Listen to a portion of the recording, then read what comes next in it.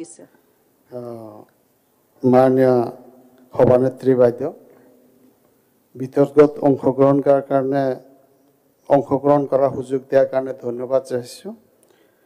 5 মিনিটত মোৰ একো কোৱা নহ'ব মই সময়টো বেলেগত চেষ্টা কৰিব শেষ কৰিব তেজিয়া নহওক আমাৰ প্ৰথমতে মই বিত্তমন্ত্ৰী বাইদেউ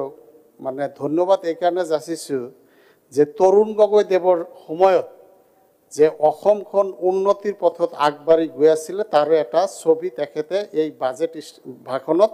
উল্লেখ কৰিছে 2015 চনত জনমূৰি আয় বৃদ্ধিৰ হাৰ আছিলে আপোনাৰ 15% আৰু আজিৰ তাৰিখত কিমান 10%। তৰুণ গগৈ ভাল নহ'ল নে আজিৰ চৰকাৰ ভাল হ'ল ৰাইজে বিবেচনা কৰিব পাৰ্চেণ্টেজ আৰু পাৰ্চেণ্টেজ মেটাৰ্ছ কৰে ফিগাৰটোতো পৰৱৰ্তী সময়ত কিউমুলেটিভ হৈ আগবাঢ়ি যায় এইটো বেলেগ কথা আকৌ জিএছডিপিৰ ক্ষেত্ৰত যেনেকৈ আমাৰ তৰুণ গগৈ চৰকাৰৰ সময়ত 17% বৃদ্ধিৰ হাৰ আছিলে আজিৰ তাৰিখত 13%। গতিকে তৰুণ গগৈ দেৱে যে অসমখন উন্নতিৰ পথত আগবঢ়াই লৈ গৈছিলে কংগ্ৰেছ নেতৃত্বাধীন চৰকাৰখনে সেয়া মই কোৱা নাই বাইদেউৰ বাজেট ষ্টেটমেণ্টত স্পষ্ট হৈ ভাহি আছে গতিকে আমি এইখিনি কথাই ক'ব বিচাৰিছোঁ আৰু বাকী আমাৰ প্ৰথম এটাই কথাৰ ওপৰত মই বিশেষ গুৰুত্ব দিব খুজিম ৰাজ্যখনৰ সম্পদ গঢ়াৰ ক্ষেত্ৰত যেটো আপোনাৰ কেপিটেল আউটলে বুলি কোৱা হয় এই বাজেট এষ্টিমেটত যেটো টকা ৰখা হৈছে যোৱাবাৰৰ মানে যেটো বছৰ শেষ হ'বলৈ গৈ আছে 24-25ৰ ৰিভাইজড এষ্টিমেটতকৈ 13% টকা কম তাৰ মানে দেশৰ ইনফ্ৰাষ্ট্ৰাকচাৰ দেশৰ ভৱিষ্যত নিৰ্মাণৰ কাৰণে আমাৰ কি প্ৰয়োজন কেপিটেল আউটলে মানে মূলধনী ব্যয় দেশৰ সম্পদ গঢ়াৰ ব্যয়টো বেছি হ'ব লাগিছিল কিন্তু 24-25ৰ ৰিভাইজড যেটো ৰিভাইজড এষ্টিমেট তাৰ পৰা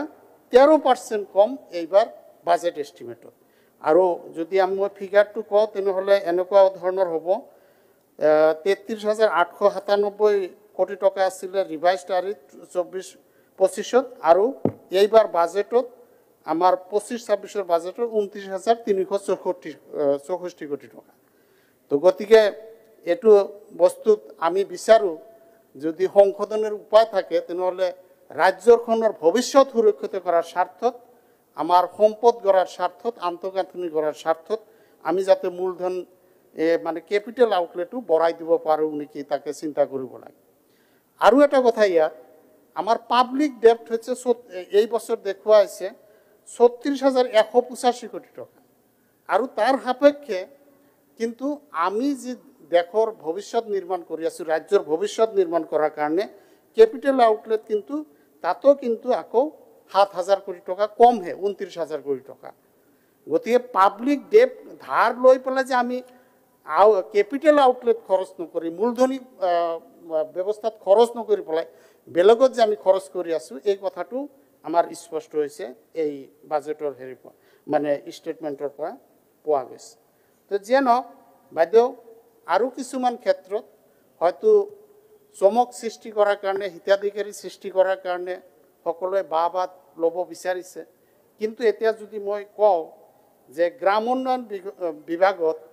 30% ধন কমাই দিয়া হৈছে যোৱাবাৰৰ ৰিভাইজড এষ্টিমেটৰ পৰা 30% ধন কমোৱা হৈছে যোৱাবাৰত আছিল 7,122 কোটি টকা আৰু এইবাৰ বাজেট এষ্টিমেটত কিমান 4,962 কোটি টকা 30% টকা গ্ৰাম উন্নয়নৰ কাৰণে য'ত গাঁৱত আমি যাব নোৱাৰোঁ য'ত উন্নয়নৰ চিনচাপ নাই তাৰ উন্নয়নৰ টকা কমাইহে দিয়া হৈছে গতিকে এই বিষয়টো আমি চিন্তনীয় বিষয় স্বাস্থ্য আজিৰ তাৰিখত স্বাস্থ্য বহুত ব্যয়বহুল হৈ পৰিছে স্বাস্থ্যৰ ক্ষেত্ৰতো 7% টকা কমাই দিয়া হৈছে ৰিভাইজড 24-25ত আছিল 9,570 কোটি টকা আৰু স্বাস্থ্যৰ এইবাৰ বাজেটত ধৰা হৈছে কিমান 8,902 কোটি টকা ঠিক তেনেকৈ কৃষিৰ ক্ষেত্ৰতো কৃষকসকলৰ প্ৰতিও আমাৰ এই চৰকাৰে সদয় হোৱা নাই ৰিভাইজড কৈ 5% টকা কম মানে যোৱাবাৰ যেটো ৰিভাইজড এষ্টিমেট হৈছিলে মানে তাৰকৈ আমাৰ 25-26ৰ বাজেট এষ্টিমেটত 5% টকা কমহে ধৰিছে গতিকে বাইদেউ এই অধ্যক্ষা বাইদেউ যি ধৰণৰ জাকজমকতা দেখুৱাবলৈ চেষ্টা কৰা হৈছে বেছিক যিবিলাক ছেক্টৰ কৃষি কওক স্বাস্থ্য কওক গ্ৰাম উন্নয়ন কওক তাত যদি ধন কমাই দি পেলাই